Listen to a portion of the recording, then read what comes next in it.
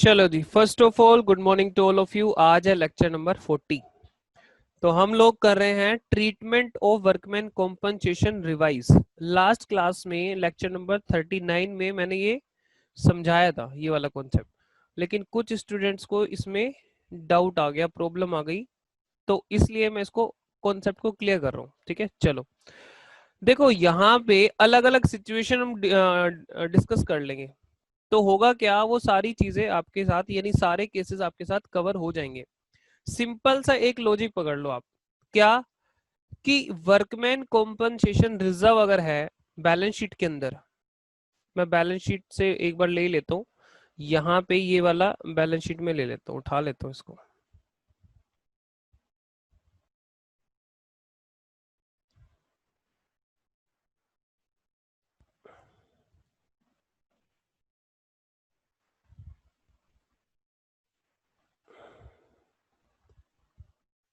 ये देखो, हमने ये बैलेंस शीट ले ली है जी।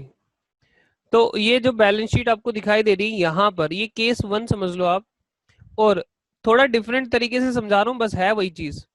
यहाँ पे वर्कमैन कॉम्पनसेशन रिजर्व कितना दिख रहा है, यहाँ पे वर्कमैन कॉम्पनसेशन रिजर्व दिखाई दे रहा है 90,000 का।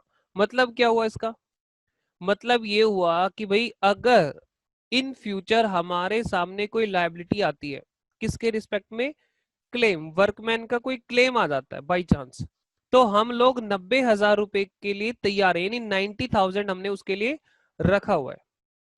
तो अब उस केस में क्या ट्रीटमेंट होनी चाहिए, सुनो। देखो सीधी बात तो ये, सबसे पहले ये देखो आप, क्या कोई क्लेम है, क्या कोई लायबिलिटी है, चेक करो, क्या कोई लायबिलिटी यहां पर है? नो, कोई लायबिलिटी नहीं है। नो एडजस्टमेंट मतलब क्या, दैट इज नो क्लेम,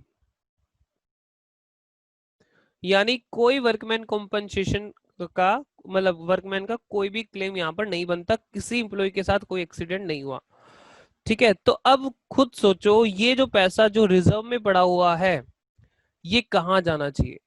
जो भी रिजर्व है, आप दो तरीके हैं आपके पास, या तो बाहर वालों को दे सकते हो, या अपने ही जो ओनर है उनको दे सकते हो।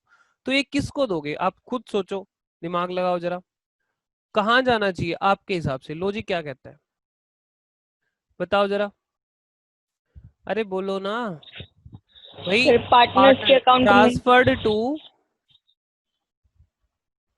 ट्रांसफर्ड, ट्रांसफर्ड टू, इतना बड़ा भी क्यों लिखना, transferred to partners capital account, partners capital account, किस रेशो में? मैंने आपको पूरे सिलेबस जो हमारा पार्टनरशिप का, क्योंकि आज लास्ट लेक्चर है, मैंने पूरे सिलेबस में सिर्फ दो रेशो आपको बता रखी हैं, न्यू रेशो, ओल्ड रेशो। ना मैंने सेक्रीफाइसिंग की बात करी है, ना गेनिंग की बात करी है, तो आपको कंफ्यूज तो होना ही नहीं है, या तो ओल्ड रेशो में बढ़ता है या न्यू रेशो में बढ़ता है। तो बताओ क्या, यहाँ पे इस चैप्टर में तो कोई न्यू रेशो है ही नहीं, तो यहाँ पे तो रेशो कौन सी है, सिर्फ एक ही तो रेशो है, ओल्ड रेशो। मतलब ओल्ड रेशो क्या, वही ओल्ड है वही न्यू है, उसको जो मर्जी बोलो आप। तो उसको आप ट्रांसफर कर देना 90,000 को पार्टनर्स में। जर्नल एंट्री मुझे बता दो बस, मैं आपसे जर्नल एंट्री पूछना चाह रहा हूँ। जर्नल एंट्री क्या होगी? Workman, workman, workman compensation reserve workman compensation reserve. ठीक है, टू क्योंकि पार्टनर्स जर्नल एंट्री कैपिटल, ना आपसे पूछ लेते हैं एग्जाम में। टू पार्टनर्स कैपिटल अकाउंट, में पार्टनर्स नाम नहीं लिख कैपिटल। रहा इसके, ठीक है, पार्टनर्स कैपिटल अकाउंट। लो जी, ये हो गई हमारी। आप इनको जो भी होंगे पार्टनर ए बी सी, उनमें डिस्ट्रीब्यूट कर देना जो रेशो आपको दी होगी। ठीक है, ये हमारी बन गई जर्नल एंट्री, सिंपल केस। अच्छा सर, ये हमें आता था, इसमें आपने क्या समझाया? कुछ भी नहीं समझाया, मैंने तो बस रिवाइज कराया। चलो, आपको आता था, बहुत अच्छी बात है, आगे बढ़ते हैं, अगला केस हम डिस्कस करते हैं, कंफ्यूजन नहीं फैलेगी बिल्कुल भी। अगले केस में क्या हुआ, एक काम करें ना यार, ऊपर से केस ले लेते हैं ये वाला, क्यों एक्स्ट्रा मेहनत करें। कॉपी और नीचे ले लो इसको पेस्ट, अरे भाई हट, पेस्ट। ठीक है, इसको हम केस नंबर 2 बनाएंगे यहाँ पे। अब यहाँ पे भी 90,000 है, लेकिन यहाँ पे हम क्या कर देते हैं, क्लेम डाल देते हैं नीचे।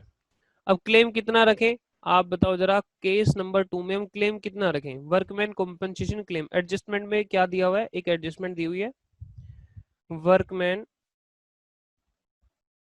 Compensation claim. सबसे पहले रुपीस, इससे कम ले लेते हैं, एक बार इससे एक बार कम ले लेते हैं, 60,000 का क्लेम है जी। ठीक है, सबसे पहले आपने बस एक दिमाग में बात डालनी है कि हमारे ओनर के लिए क्या कुछ बचा है, क्या ओनर के लिए कुछ बचा है, पहले ओनर की बात कर लो, बात खत्म। तो आपको कंफ्यूजन कभी इस कॉन्सेप्ट में रहेगी नहीं। क्या ओनर के लिए कुछ बचा है यहाँ पे, Yes, sir. बोलो जरा, क्या Yes, sir. ओनर के लिए कुछ बचा? हाँ जी बिल्कुल Yes, बचा। sir. सबसे पहले आपने बस एक लाइन पकड़ लेनी है, सबसे पहले ओनर के लिए देख लो क्या बचा है कि नहीं। ठीक है, ट्रांसफर टू, यानी पहले कैपिटल में देखो कितना ट्रांसफर हो सकता है,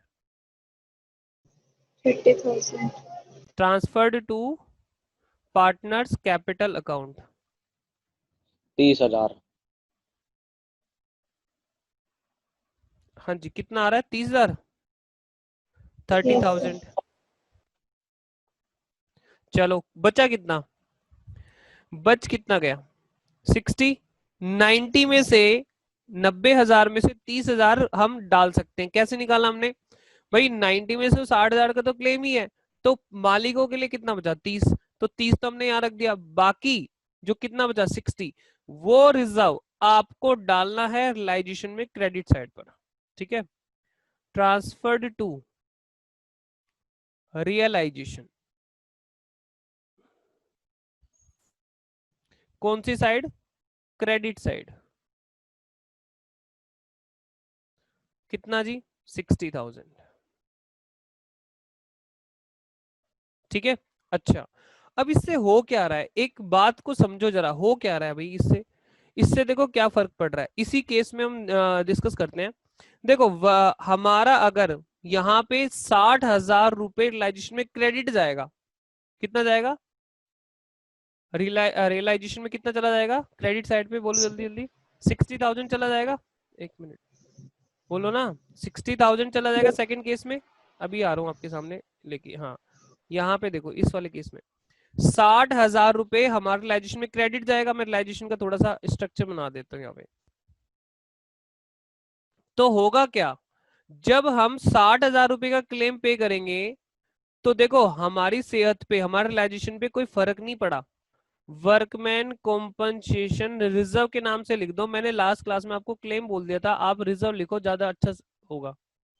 60,000 कॉन्सेप्ट बिल्कुल अच्छे से क्लियर हो जाएगा। 60,000 हमने कर दिया, इसमें से 60,000 तो रियलाइजेशन में कर दिया ट्रांसफर। तो होगा क्या, जब हम इसकी पेमेंट करेंगे, लाइबिलिटी है ना मेरी, बताओ ये लाइबिलिटी है मेरी, हाँ, और ये रिकॉर्डेड लाइबिलिटी के अनरिकॉर्डेड लाइबिलिटी है, पहले ये भी देखो, ये रिकॉर्डेड लाइबिलिटी है या अनरिकॉर्डेड है, Unrecorded. अनरिकॉर्डेड, अनरिकॉर्डेड बोलेंगे क्यों, क्योंकि ये बैलेंस शीट में थोड़ा ना थी, पहले तो थी नहीं, ये तो बाद में नीचे एडजस्टमेंट में मिली हमें। जब मैं अनरिकॉर्डेड लायबिलिटी की पेमेंट करूंगा इधर, तो मैं क्या लिखूंगा, मैं यहां पे लिखूंगा टू बैंक। ठीक है, क्यों लिखूंगा, क्योंकि मैंने क्लेम पे किया, बैंक से मेरे क्लेम पे हुआ 60,000 रुपए का। तो ध्यान से देखोगे तो आपको समझ में आएगी कहानी, अगर ये रिजर्व नहीं होता तो मुझे नुकसान होता 60 का, चेक करो। Yes, sir. लेकिन ये रिजर्व था, इस वजह से इस रिजर्व ने हमें यहां पे बचा लिया, है ना, समझ में आई, Yes. अरे बोलो ना भाई, समझ में आई की बात। ठीक है, मैं Yes, sir. ठीक है ठीक है, ये है हमारा रियलाइजेशन अकाउंट। चलो अच्छा, अब हम बात कर लेते हैं, पार्टनर कैपिटल अकाउंट बनाने की जरूरत नहीं है, क्योंकि पार्टनर कैपिटल अकाउंट में तो आप ट्रांसफर कर लोगे इजीली। अब बात आती है इस वाले केस की, इसमें क्या हुआ, क्या हमने कोई लाइबिलिटी पे करी, क्या हमने कोई लाइबिलिटी पे करी है यहाँ पे, नहीं, हमने तो कोई लाइबिलिटी No. नहीं पे करी। तो यहाँ पे तो हमें रियलाइजेशन में क्यों डालें, रियलाइजेशन में क्यों डालें, कोई लाइबिलिटी थोड़ी ना पे करी है, जो पैसा था वो पार्टनर में डाल दिया, तो यहाँ रियलाइजेशन अकाउंट में कोई भी इफेक्ट नहीं आया। रियलाइजेशन अकाउंट में हमने कोई लायबिलिटी पे नहीं करी है और ना ही हमने इधर ट्रांसफर किया, बात बराबर है। अच्छा, अब आता है थर्ड केस। थर्ड केस में क्या लेना चाहोगे? सर इससे थोड़ा सा ना ज्यादा ले लो, थर्ड केस में इससे थोड़ा सा ज्यादा ले लो। अच्छा, एक मिनट रुको, बस थर्ड केस और होगा, इसके बाद हमारे कॉन्सेप्ट बिल्कुल ओके हो जाएगा। एक मिनट रुको, बस मैं जरा इसको उठाना है, सेकंड केस को एज इट इज उठा लूंगा, बस फिगर चेंज करनी है। यहां से हमने कॉपी और यहाँ पे ले लेते हैं। अब आपको पूरा दिखाई दे रहा होगा, ठीक है। चलो यहाँ पे थर्ड केस हम बना लेते हैं, इसको लिख देते हैं हम ये वाला। 90,000 का है। अब क्लेम कितना रख लें? क्लेम कितना रख लें हम वर्कमैन का? हम रख लेते हैं कितना, 1 लाख रखना है? Yes, लो sir. जी 1 लाख रख लो, मैंने आपकी बात मान ली, 1 लाख रख लेते हैं, ठीक है। यहाँ हमारा ज्यादा हो गया। अब मैंने आपको क्या कहा था, सबसे पहले आप देखो मालिकों के लिए क्या बचा है भाई साहब, मालिकों के लिए क्या बचा है? मालिकों के लिए कुछ भी नहीं बचा इस केस में, मालिकों के लिए बचा नील। यहाँ पे मालिकों के लिए क्या बचा? नील बचा है। ये पेन को क्या हो गया, उठ क्यों नहीं रही?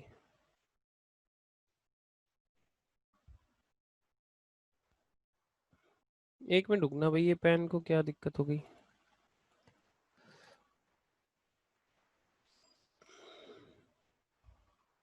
एक मिनट। हाँ जी, मालिकों के लिए हुआ नील, नील बचा। अच्छा, तो अब बताओ, जब मालिकों के लिए 90,000 में से मालिकों को कुछ नहीं मिलेगा तो ये सारा का सारा कहाँ ट्रांसफर होगा फिर?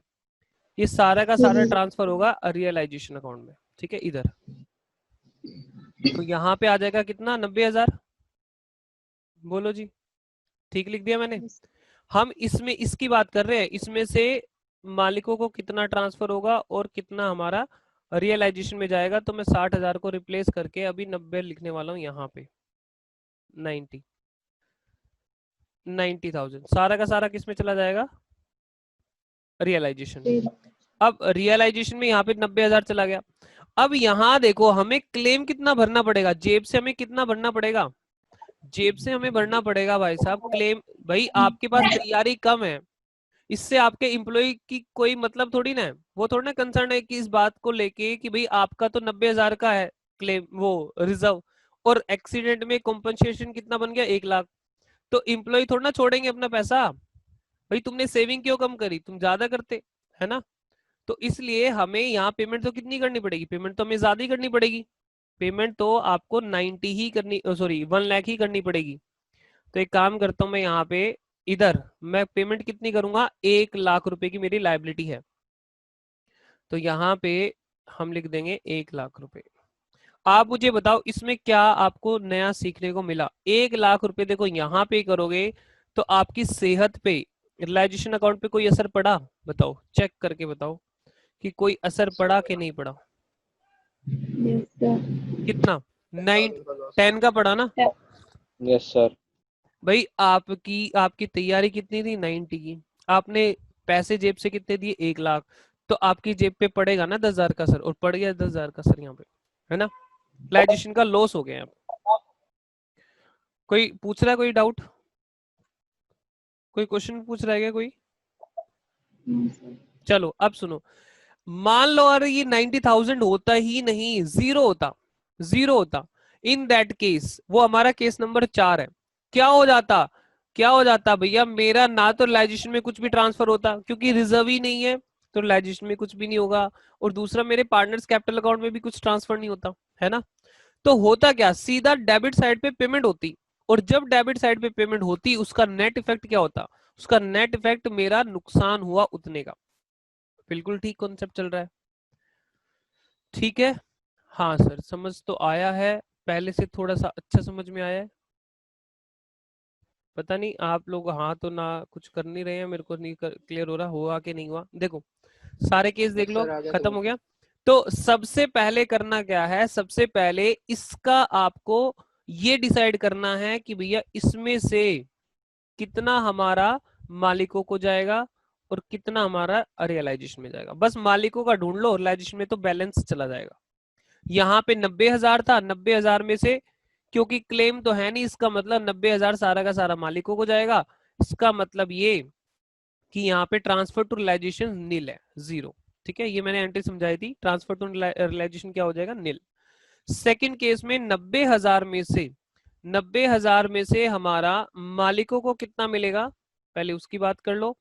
क्योंकि क्लेम यहाँ पे 60,000 का है तो मालिकों को सिर्फ 30,000 मिलेगा, और बाकी कहाँ चला जाएगा, बैलेंस फिगर। 90 में से 30 तो मालिकों को मिल गया, बाकी कहाँ चला जाएगा, रियलाइजेशन में। तो रियलाइजेशन में हमने ट्रांसफर कर दिया, ऑटोमेटिकली ठीक आ जाएगा।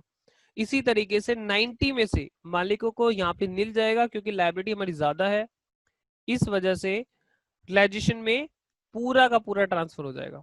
ठीक है, 90 में से नील यहाँ पे गया तो पूरा का पूरा रियलाइजेशन में ट्रांसफर हो गया, ऑटोमेटिकली हमारा ये केस बन गया। अब एक केस कौन सा है, लास्ट वाला केस बताओ कौन सा है। लास्ट वाला केस वो है, चलो मैं लिख देता हूँ, एज सच रिक्वायरमेंट नहीं है, लेकिन एक ही जगह फिर आ जाएगा एग्जाम में, सिर्फ ये याद रिवाइज कर लेना, आपका पूरा कॉन्सेप्ट क्लियर हो जाएगा। फिर ये 4 केस कर लेना तैयार। ये चौथा केस हम यहाँ पे लिख लेते हैं, और चौथे केस में आप समझदार हो मैं क्या लिखने वाला हूँ पता है आपको। चौथे जी केस में सर। हमारे पास कोई भी रिजर्व नहीं है। क्या ऐसा भी हो सकता है कि कोई भी रिजर्व हमारे पास ना हो? वर्कमैन कॉम्पनसेशन रिजर्व के नाम पे कुछ भी नहीं है बैलेंस शीट में। इसका मतलब ये कि यहाँ पर क्या होगा, क्लेम चलो 1,00,000 का है, क्लेम 1,00,000 का है, तो ये बात तो बिल्कुल बेकार ही हो गई, transfer to partners capital account, क्योंकि जब वही नहीं है जो मेन चीज थी, मेन सोर्स ही खत्म हो गया, तो इसका कोई मतलब नहीं है। तो अब बताओ मुझे, अब यहाँ पे क्या होगा, यहाँ पे रियलाइजेशन की बात कर लो, रियलाइजेशन में सीधा पेमेंट होगी, क्योंकि लायबिलिटी तो है ना, लायबिलिटी तो पे करनी पड़ेगी, अनरिकॉर्डेड लायबिलिटी तो पे करनी पड़ेगी आपको, हाँ पे करनी पड़ेगी। अच्छा, अब ये क्रेडिट साइड पे कुछ भी नहीं होगा, इसका मतलब क्या हुआ कि आपकी लायबिलिटी साइड पे इफेक्ट हुआ 1,00,000 का, तो आपको नुकसान हुआ है इस केस में 1,00,000 रुपए का। चेक करो। यस सर, आ गया। बोलो जी, क्लियर है, क्रिस्टल क्लियर सभी को यस है? सर। अब कोई डाउट तो नहीं किसी को? कुछ स्टूडेंट का डाउट था ये, तो इसलिए मैंने डिस्कस कर लिया। जहां भी आपका डाउट हो प्लीज बताएं जरूर, क्योंकि कई बार ऐसा होता है कि हम तो समझ लेते हैं आपको आ गया है, लेकिन जब तक आप डाउट नहीं पूछोगे तो हमें नहीं पता लगेगा कि आपको आया कि नहीं। तो ये 4 केसेस हैं वर्कमैन कॉम्पनसेशन रिजर्व के डिसोल्यूशन के चैप्टर में, इसको आप अच्छे से रिवाइज कर लेना। Dissolution of partnership form.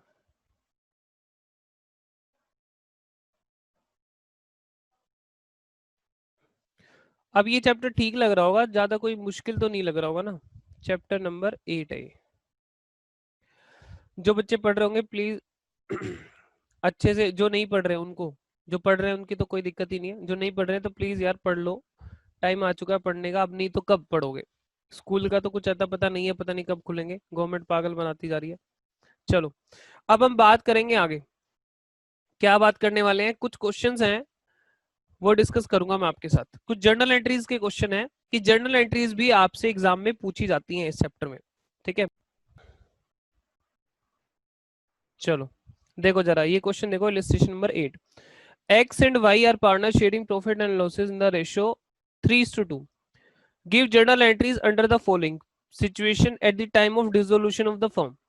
First case में इन्होंने क्या बोला, workman compensation reserve in the balance sheet 75,000 है। अब मुझे बताओ यहाँ पे बैलेंस शीट में 75,000 गिवन है, बैलेंस शीट अभी मैं हाइड कर लेता, वो आंसर हाइड कर लेता हूँ। मुझे बताओ मेरी बैलेंस शीट में रिजर्व 75,000 रुपए का है, जर्नल एंट्री बतानी है, बताओ क्या करना है? कोई क्लेम मानेंगे या नहीं मानेंगे? कोई क्लेम मत मानो, कोई क्लेम तो नहीं है, तो ये सारा का सारा डिस्ट्रीब्यूट कर लोगे, एंट्री क्या होगी? कोई भी रिजर्व वर्कमैन खत्म होता है कैसे होता है, डेबिट कर दो, रिजर्व को क्या करो, डेबिट। क्योंकि रिजर्व रिजर्व बिजनेस के लिए एक लायबिलिटी होती है, ठीक है, लायबिलिटी टुवर्ड्स ओनर, तो लायबिलिटी होती है, बिजनेस की लायबिलिटी खत्म, रिजर्व डेबिट हो गया, खत्म हो गया। टू पार्टनर्स कैपिटल अकाउंट, क्या रेशियो है, एक्स और वाई की रेशियो है 3:2, तो 75 को 3:2 में बांट देना, पहली एंट्री ये रही आपकी। ठीक है, workman compensation reserve to partners capital account, clear है बात? हाँ, एग्जाम में एंट्री पूछते हैं कई बार, इसलिए करा रहा हूं। अगला case, workman compensation reserve was 60,000, 60,000 का रिजर्व है, and liability for it was 35,000। Reserve, reserve में से सबसे पहले क्या चेक करना है, मालिकों को क्या मिलेगा, क्या मिलेगा मालिकों को बताओ। रिजर्व 60,000 का था, लायबिलिटी 35,000 की है तो मालिकों के हाथ कितना 25,000। लगेगा? 25,000। तो 25,000 तो एक्स और वाई में बटेगा, ठीक है। Yes sir. 25,000 तो एक्स और वाई में बांट देना। रिजर्व को तो डेबिट करना ही है, रिजर्व को तो हमें हटाना ही पड़ेगा। 60,000 से रिजर्व को डेबिट करेंगे, ठीक है। और 25,000 एक्स और वाई को क्रेडिट करेंगे, और जो बचा 35,000 के लिए करेंगे रियलाइजेशन को क्रेडिट। हाँ कि ना? Yes sir. चलो आओ Yes, जरा, sir. आओ जरा देखो जरा ये क्या कह रहा है। Workman compensation reserve to realization 35,000, check करो। ये उसने कहाँ डाल दिया? 35,000 रियलाइजेशन में डाल दिया। आप चाहो तो एक एंट्री कर सकते हो, चाहो तो अलग अलग एंट्री कर सकते हो। और बी एंट्री इसकी क्या बनी? वर्कमैन को इन्होंने 25,000 को डिस्ट्रीब्यूट कर दिया है, बात ओके होगी। यानी दो एंट्रीज में बना दी है इसमें। हाँ, इन्होंने एक तीसरी एंट्री भी बनाई है यहाँ पे। तीसरी एंट्री लायबिलिटी की पेमेंट वाली है। लायबिलिटी की पेमेंट जो आपकी थी ना, लायबिलिटी डेबिट साइड पे जो पे करोगे, वो भी यहाँ पे आपको करनी है। बात समझ में आ रही? जर्नल एंट्री करते टाइम पे आपको जो लायबिलिटी बनती है उसकी भी पेमेंट की एंट्री आपको दिखानी है। तो ये नया पॉइंट है, उसको ध्यान रखना। चलो, बात यहां तक समझ आ गई? दो क्लियर हो गए हमारे। तीसरे में कहता है वर्कमैन कॉम्पनसेशन रिजर्व 60,000 का है, लायबिलिटी 75,000 की है। तो क्या करोगे? लायबिलिटी 75,000 की है, रिजर्व हमारे पास 60,000 का है, तो क्या मालिकों के हाथ कुछ लगेगा? चेक करो। No sir. मालिकों के हाथ क्या लगेगा? कुछ भी नहीं लगेगा। अच्छा, इसमें अब मुझे बताओ, ये जो 60,000 है ये सारा का सारा कहाँ चला जाएगा? रियलाइजेशन में, ठीक है। Liability, sir. अब बात ही आती है, जो पेमेंट की एंट्री है वो होगी 75,000 से। चेक करो, जो पेमेंट की एंट्री है रियलाइजेशन टू बैंक, और लायबिलिटी क्या है? Unrecorded liability. तो रियलाइजेशन टू बैंक 75, और रियलाइजेशन में कितना ट्रांसफर होगा क्रेडिट साइड? 60,000 का। Net effect 60,000। कितना आया? 15,000 का नुकसान है इस केस 15,000 में, का। है ना। चलो आओ यस जरा, सर। दो एंट्री यहाँ पे है। एक तो है रिजर्व में इन्होंने डाल दिया 60,000, सॉरी रिजर्व को रियलाइजेशन में डाल दिया 60,000, और डेबिट में पेमेंट कितनी कर दी? 75,000, ठीक है। चलो अब बात आती है इस केस की। वर्कमैन कॉम्पनसेशन रिजर्व 60,000 का है, और 60,000 की ही लायबिलिटी है। मालिकों को कुछ नहीं मिलेगा। रियलाइजेशन में कितना नहीं। जाएगा? क्रेडिट साइड पे कितना जाएगा? एंट्री क्या बनेगी? वर्कमैन, हाँ ये वाला केस हमारा चल रहा था। तो क्या होगा? रिजर्व को डाल दो आप रियलाइजेशन में क्रेडिट साइड पर, जो लायबिलिटी की पेमेंट होगी वो भी 60 बैलेंस हो गया। कोई भी एक्स्ट्रा पेमेंट यहाँ पे नहीं है, कोई भी नुकसान यहाँ पे नहीं है, रिजर्व से ही सारा नुकसान सेट हो गया। वर्कमैन कॉम्पनसेशन, चलो मैं एंट्री तो दिखा दूं आपको। ये रही, ये देखो 60 आ गई ना एंट्री यहाँ पे, दिखाई दे रही है कि नहीं? देखो यस सर। Yes. ये आ गई ना आपकी, हाँ। अच्छा, उसके बाद ये वाला पॉइंट है, workman compensation reserve was nil and liability कितनी? ये सारे केस हमारे, अगर हम वो 4 एग्जांपल अपने रिवाइज करें तो सारे केस हमारे खत्म हो जाएंगे। तो यहाँ पे क्या है? रिजर्व तो कुछ है नहीं, तो सीधी पेमेंट की एंट्री आएगी 15,000 रुपए, सिर्फ एक एंट्री आएगी ये। इस केस में नुकसान कितना हुआ? 15,000 रुपए का 15. नुकसान, ठीक है। चलो, तो ये इलिस्ट्रेशन प्लीज जरूर करके जाना। एग्जाम में 3 नंबर का क्वेश्चन आ जाता है इसी के ऊपर, 3 नंबर। वर्कमैन कॉम्पनसेशन की ट्रीटमेंट दे देंगे, ये दे देंगे, तो ठीक है। तो 3 नंबर अपने छोड़ने नहीं है।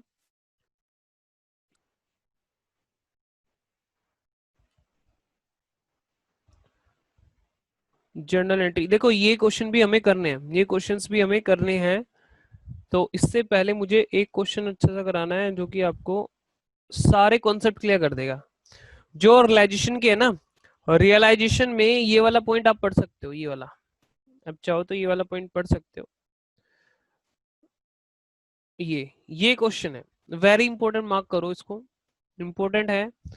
इसलिए इंपॉर्टेंट बता रहा हूं मैं आपको, इसके ऊपर क्वेश्चन आ सकता है, ज्यादा तो नहीं आएगा, 1-2 नंबर का ही आएगा। लेकिन ये जो पॉइंट है ये हमारे क्वेश्चन में आ जाता है। ये वाला जो पॉइंट है हमारे क्वेश्चंस में आ जाता है, रियलाइजेशन एक्सपेंसेस वाला।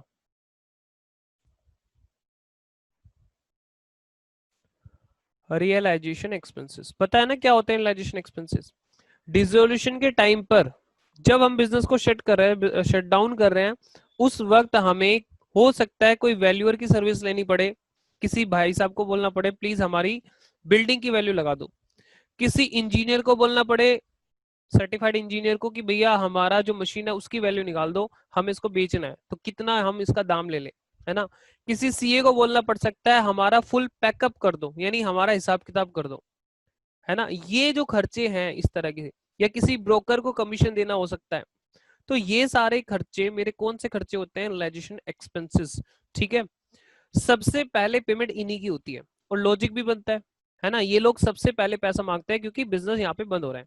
यहाँ पे देखो क्या कहता है, पास journal entries for the following transactions. अब सुनो, यहाँ पे सारे केस कवर कर दिए इन्होंने, इसलिए एग्जाम्पल बढ़िया है। देखो ध्यान से, मुझे एक बात बताना, खुद सोच के बताना, ये मत समझो कि हाँ कोई बताएगा तभी हम आंसर करेंगे, आपका दिल भी तो कुछ कहता होगा ना। देखो, कोई क्वेश्चन हमारे सामने रखा जाए तो हम कुछ ना कुछ तो सोचते हैं उसके बारे में।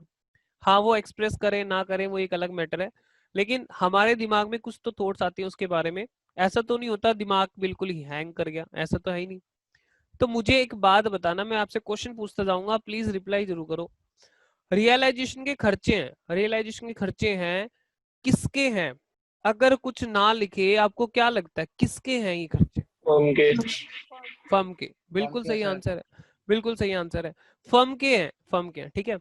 जब फर्म के एक्सपेंसेस हैं तो पे भी कौन करेगा? फर्म पे करेगी। जिम्मेदारी, कम ही करे। लायबिलिटी किसकी आती है? देखो, एक तो है कि लायबिलिटी किसने ली है, और दूसरी एक और बात होती है कि पे किसने करा है। ये अलग अलग बातें हैं दोनों। क्या बोला मैंने, दोबारा रिपीट कर रहा हूं, ध्यान से सुनना। एक तो है लायबिलिटी किसकी है, और एक है पेमेंट कौन कर रहा है। जैसे मैं आपको एग्जांपल देता हूं आपकी प्रैक्टिकल लाइफ का, आपकी ट्यूशन फी भरना लायबिलिटी किसकी है, हमारी।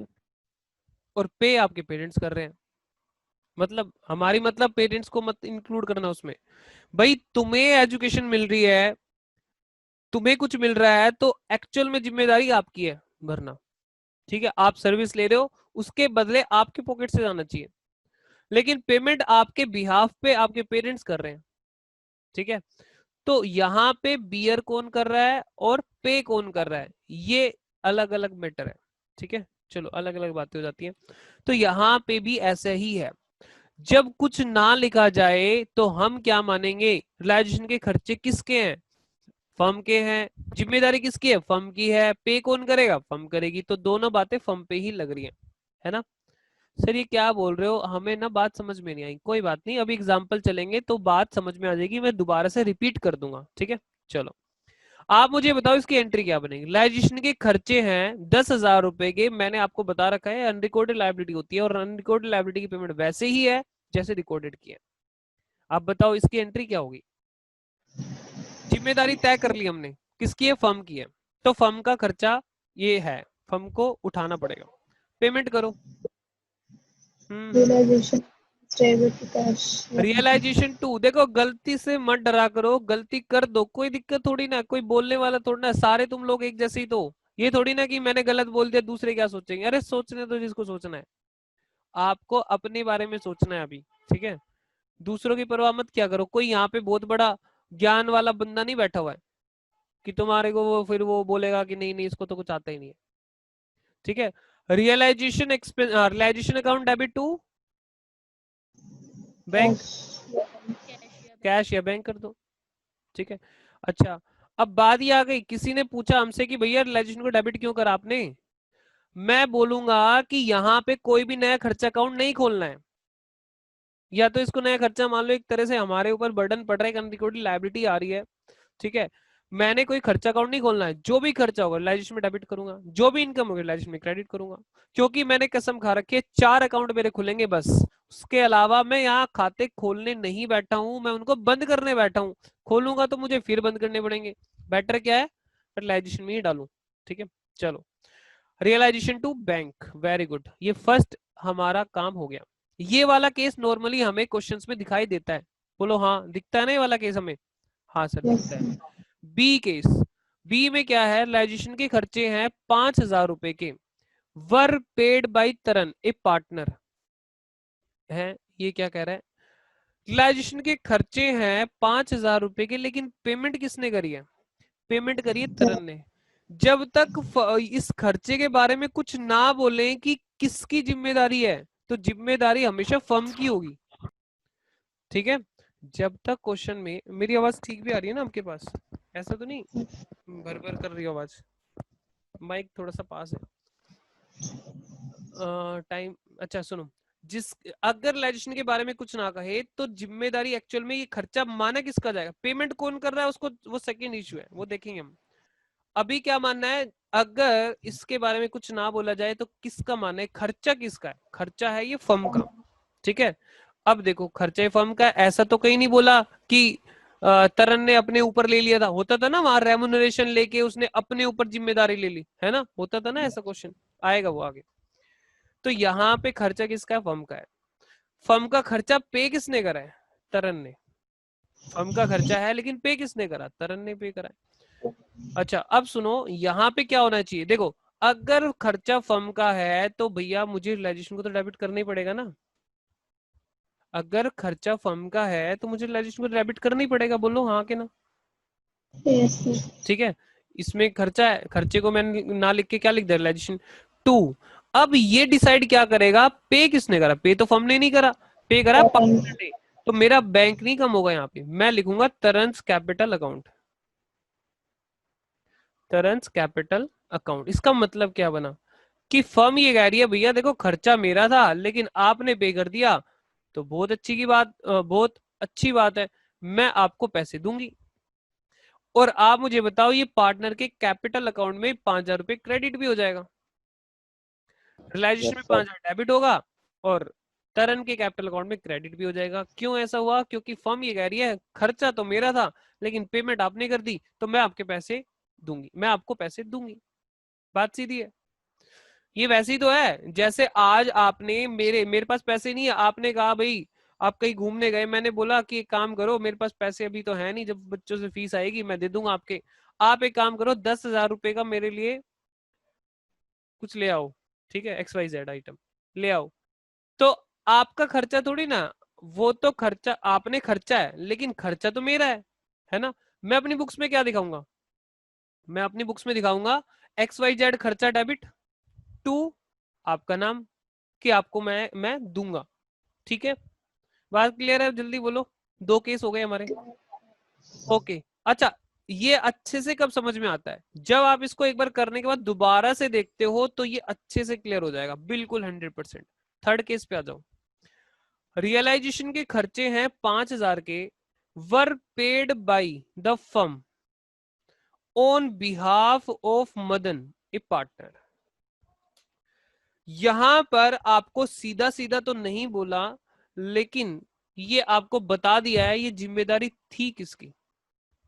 अरे क्या खुल गया भाई, इसको बंद करो। आप मुझे इस सेंटेंस से देख के बताओ, जरा कोशिश करो, गलत कर दोगे मैं ये मान के चल रहा हूं आप 90% गलत करोगे, ठीक है। अब तो कोई डर नहीं है, अब बताओ आराम से बताओ, सोच समझ के कोशिश करो। सर इसमें जो पे करना था वो मदन को करना था, लेकिन उसके बिहाफ पे फर्म ने कर दिया। बिल्कुल सही है, बिल्कुल सही है। क्या सभी का आंसर यही है, देखो चेक करो, ग्रेजुएशन के खर्चे 5,000 वर paid by firm on behalf of Madan. भाई मैं मदन के बिहाफ पे कर रहा हूं, तो मतलब क्या निकला इसका कि जिम्मेदारी उसकी थी, है ना, खर्चा उसका था। मैं आपके बिहाफ पे फीस दे रहा हूं आपके स्कूल में जाके, मतलब क्या है कि फीस आपकी है ना, खर्चा आपका है, मैं पे कर रहा हूं। अरे बोलो ना भाई, नहीं समझे क्या, यस सर। समझ में आई ना बात। अच्छा सुनो, तो यहाँ पे फर्म ने पेमेंट करी है और ये खर्चा था किसका, मदन का। चलो अब एक काम करूंगा मैं, यहां से इरेजर हटा लेनी पड़ेगी मेरे को, इरेज करने के लिए ये मैं हटा देता हूँ, ठीक है। तो यहाँ पे देखो क्या करोगे आप, यहाँ पे हमें क्या करना है, यहाँ पे हमें इधर, तो बताओ 2 एंट्री बनेंगी यहाँ पे, 2 एंट्री बनेंगी, है देखते हैं एक बार। फर्म ने पे करा तो क्या होगा, बैंक कम कर दो, कितने से कम करोगे, 5,000 से, ठीक है। चेक करो फर्म ने पे करा तो बैंक कम हो गया हमारा, लेकिन ये पैसा किससे लेना है मुझे, ये मेरा खर्चा है, ये किसका खर्चा है? अगर मेरा खर्चा होता तो मैं क्या करता, रियलाइजेशन को डेबिट करता, बट ये मेरा नहीं है। तो मदन कैपिटल अकाउंट, मैंने ऐसा करके क्या कर लिया बताओ, क्या करा मैंने मदन की कैपिटल से पैसे काट लिए, मदन की कैपिटल को क्या कर दिया, डेबिट, तो मैंने मदन से कैपिटल पैसे काट लिए। बोलो जी, थर्ड केस हो गया, बोलो बोलो बोलो जल्दी बोलो। ठीक है, सर अब आता है ये वाला केस, चौथा case, case number 4। Pawan, A partner was paid remuneration, एक पवन है जो कि उसको रेमुनरेशन, पार्टनर है पवन, उसको रेमुनरेशन दी जा रही है, ठीक है, इंक्लूडिंग एक्सपेंसेस, मतलब क्या, जिम्मेदारी खर्चों की भी किसकी है, आपकी। पवन कहता है भैया मुझे 20,000 रुपए दो, आपके जो भी नए खर्चे आएंगे रियलाइजेशन के वो मेरे, और to carry out dissolution of firm, और जितना भी काम काज होगा ना, एसेट को यहां से लेके बेचना, लायबिलिटी को पे आउट करना, ये सारा काम मैं करूंगा, तुम्हारे खर्चों की जिम्मेदारी भी मैं लूंगा, लेकिन मुझे 20,000 रुपए चाहिए इस काम के लिए, ठीक है। एक्चुअल एक्सपेंसेस कितने हुए, 10,000। मुझे बताओ ये एक्चुअल एक्सपेंसेस है किसकी जिम्मेदारी, ये तो पवन की है। पवन को हमने ठेका दे दिया ना कि पवन बात सुन, जो भी खर्चे होंगे हम नहीं देखेंगे, हम तो तेरे को सिर्फ 20,000 देंगे। अब एक्चुअल में उसके 10 लगे, 5 लगे खर्चे रियलाइजेशन के, या 3 लगे, 2 लगे, 1 लगे, वट एवर, कुछ भी लगे, हमें उससे लेना देना है क्या, बताओ। उसके घर के अपने खर्चे हैं, नो वो सर। पर्सनल खर्चे हैं। आप मेरे पास ठेका लेके आए, सॉरी मैंने आपको ठेका दे दिया, कॉन्ट्रैक्ट दे दिया कि भैया मेरे इस कमरे में ना व्हाइट वॉश करनी है आपको। आपने कहा, मैंने कहा एक काम करो, मटेरियल मैं कुछ नहीं ला के दूंगा, मैं कुछ भी नहीं लाऊंगा, मेरे पास टाइम नहीं है, आप जो मटेरियल लाना है लाओ, जो करना करो, 4,000 रुपये दूंगा बस। अब मेटीरियल के कितने खर्च हुए, 2,000, 1,000, 5,000, क्या है, मुझे लेना देना है क्या इस बात से, नहीं है, मैं क्यों रिकॉर्ड कुछ भी करूँ, नहीं। आपका खर्चा है, अब देखो अपने आप, ठीक है। तो मैं तो बस ये पे करूंगा आपको कितना, 20,000। यहाँ पे एक इंपॉर्टेंट लाइन जुड़ी हुई है, इंपॉर्टेंट वर्ड है इंक्लूडिंग एक्सपेंसेस, एक्सपेंसेस का भी मुझे नहीं देखना, सिर्फ 20,000 देने हैं। आओ जरा, क्या एंट्री करनी चाहिए, क्या एंट्री करनी चाहिए, मैं तो सीधा आपको कितने पैसे दूंगा 20,000 रुपए दूंगा, तो ये मेरा रेमुनरेशन का खर्चा है, रियलाइजेशन का नहीं, किसका, रेमुनरेशन का, जो आपको दे रहा हूं। तो चाहे खर्चा जो मर्जी हो, अकाउंट खोलेंगे, रियलाइजेशन को डेबिट करेंगे, रियलाइजेशन को डेबिट करेंगे टू, रियलाइजेशन को डेबिट करेंगे टू बैंक, कितना, 20,000।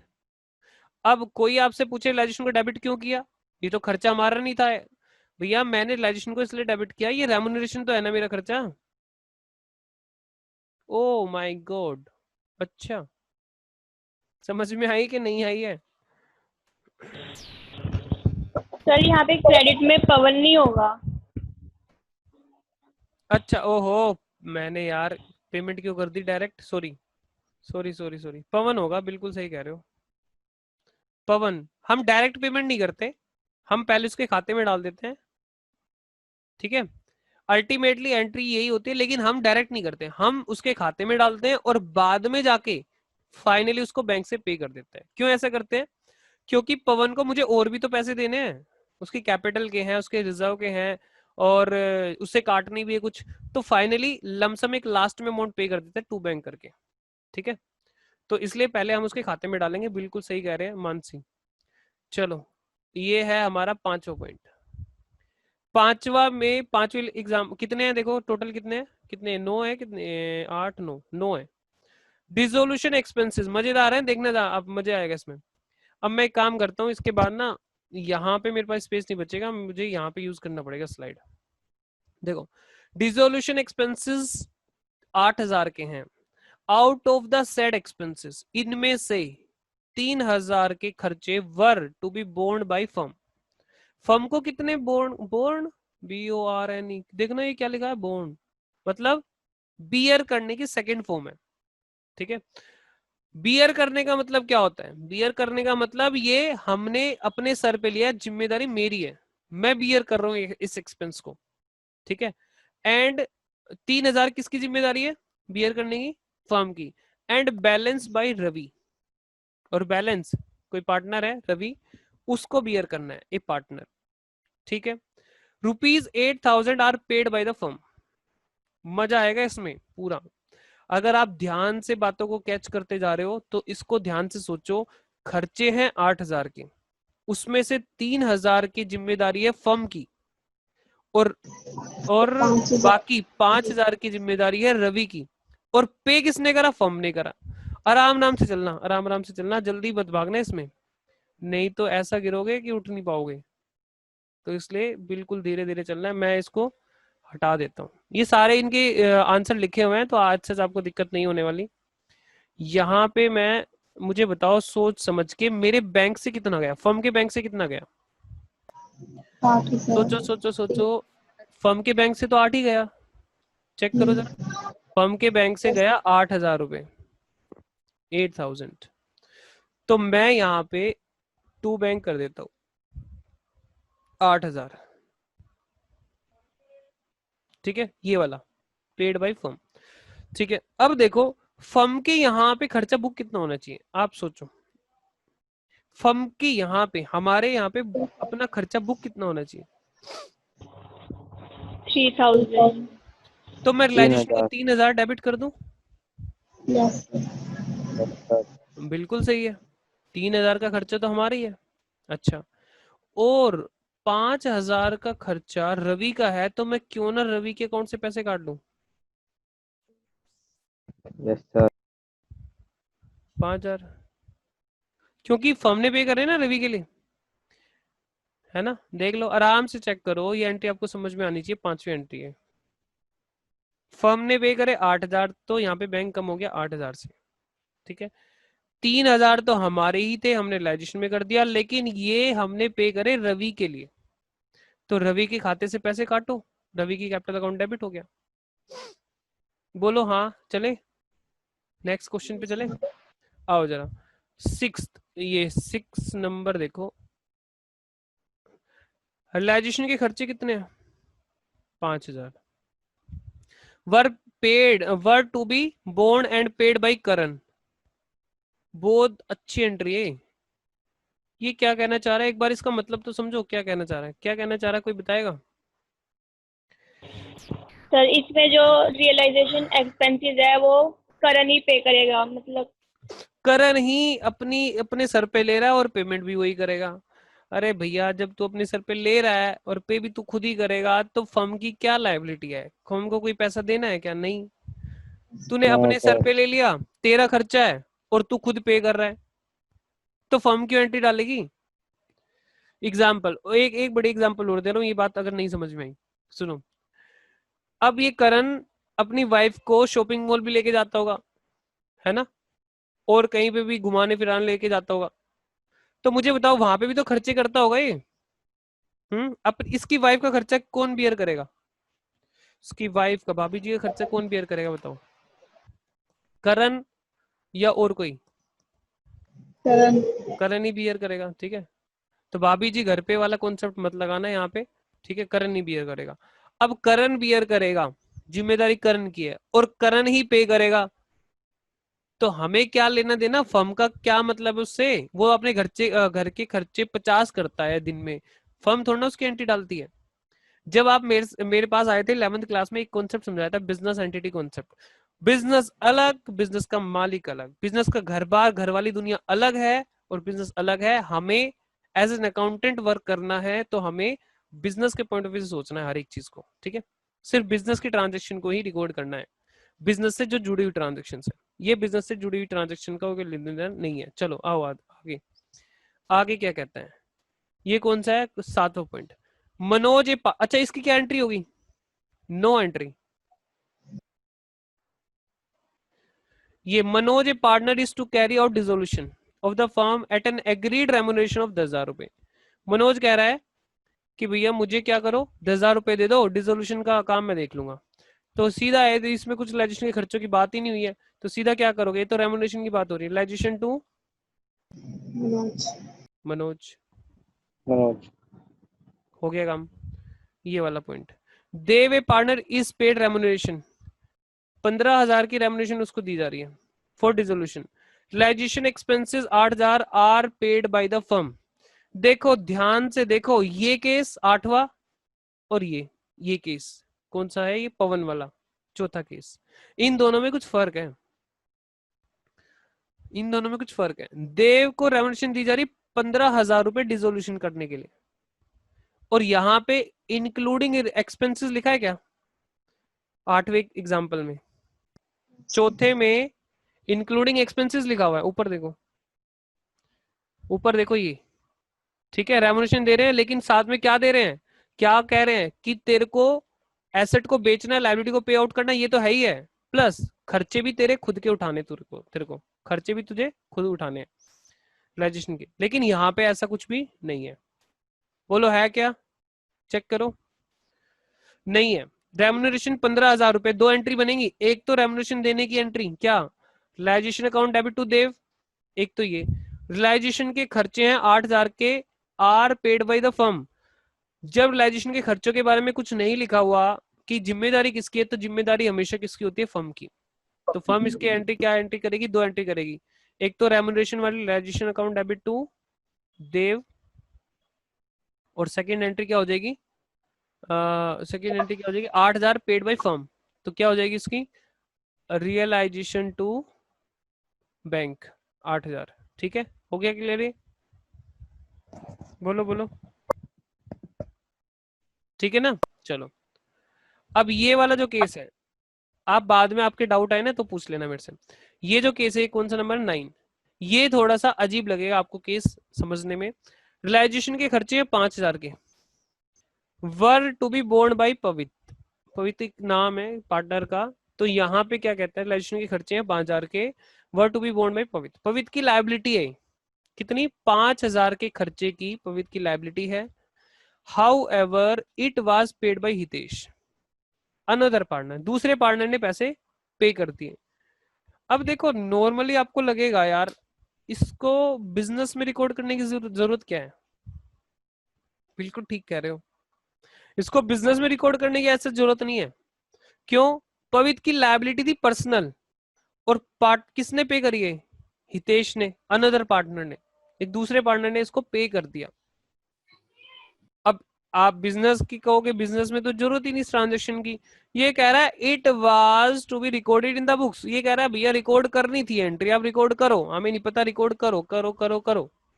ठीक है, अब सुनो, करनी थी एंट्री, सुनो देखो क्या है, सुनो। अब इसको इसलिए रिकॉर्ड करा जा रहा है कि यहाँ पे पवित्र की लायबिलिटी जो है, हितेश फर्म के पास आया, हितेश कह रहा है कि फर्म जी बात ये है, पवित्र को आपने पैसे देने होंगे, है ना? पवित्र पार्टनर ना यहाँ पे, हितेश भी वहीं पे पार्टनर है।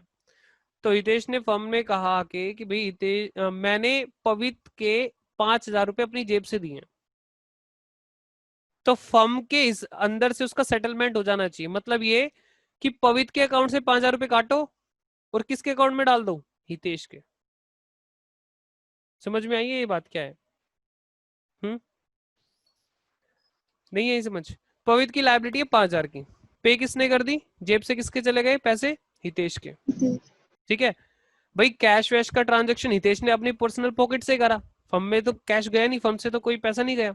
ठीक है, अब हितेश ये चाह रहा है कि भाई फर्म के पास दोनों का हिसाब किताब है, किसका? पवित्र का भी और हितेश का भी। तो फर्म से ये मदद मांग रहा है हितेश, क्योंकि हो सकता है पवित्र उसको पैसे ना दे रहा हो। तो हितेश ये कह रहा है यार देखो फर्म जी बात ये है, मैंने पवित्र के 5,000 रुपए पे करे हैं, तो आप उसके खाते में 5,000 रुपए काट लो और मेरे खाते में 5,000 रुपए डाल दो। फर्म की लायबिलिटी का इम्पैक्ट नहीं हुआ। वही पैसे पवित्र को ना देके किसको दे दो? हितेश को दे दो। ये कौन कह रहा है? पवित्र कह रहा है।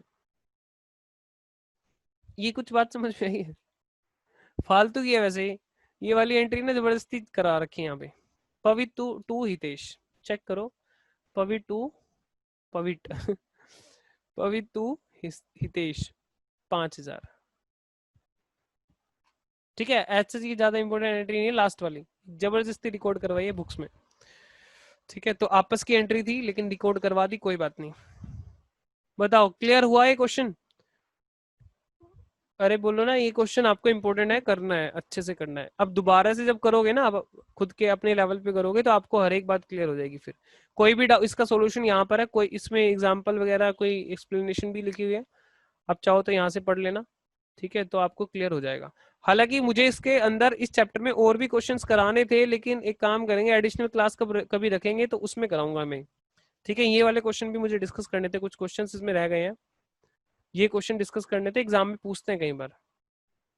ये जैसे 5 हो गया, हालांकि अपने लेवल पे भी ट्राई करोगे ना तो सिंपल है, तो एक बार ट्राई करना। बाकी एक क्लास और लेनी है मुझे, लेकिन आज नहीं लेंगे, बाकी बाद में ले लेंगे इसकी कोई क्लास, ठीक है। चलो नेक्स्ट क्लास मिस मत करना, कंपनी अकाउंट्स, ठीक है, आपका वॉल्यूम 2 बेहद इंपॉर्टेंट है।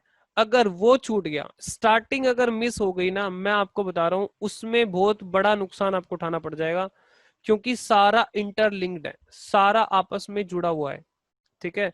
तो प्लीज गलती से भी ये गलती मत करना कि अगली क्लास में ना हो, गलती से भी ये गलती मत करना। मैं बिल्कुल स्टार्टिंग से समझाऊंगा कैसे कंपनी क्रिएट होती है प्रैक्टिकल लाइफ में, कैसे खोली जाती है, क्या होते हैं काम नाम सब कुछ।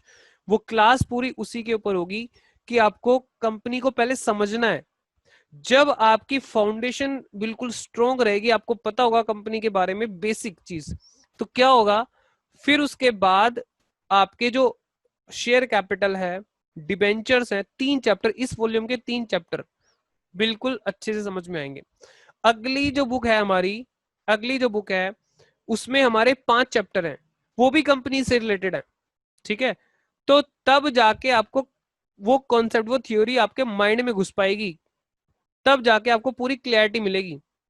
तो इसलिए गलती से भी ये गलती मत करना कि अगली क्लास में ना हो। कितना भी इंपॉर्टेंट काम हो, पढ़ाई से ज्यादा इंपॉर्टेंट आपके लिए अभी कुछ नहीं है इस टाइम पर, ठीक है। तो प्लीज गलती मत करना, अगली क्लास में मिलेंगे, ठीक है, नए एडिशन, नए वॉल्यूम के साथ, ठीक है। Volume number 2, accounting for share capital, very very important, ठीक है। चलो, तो अपना ध्यान रखो, स्टडी को एंजॉय करते रहो, बाय।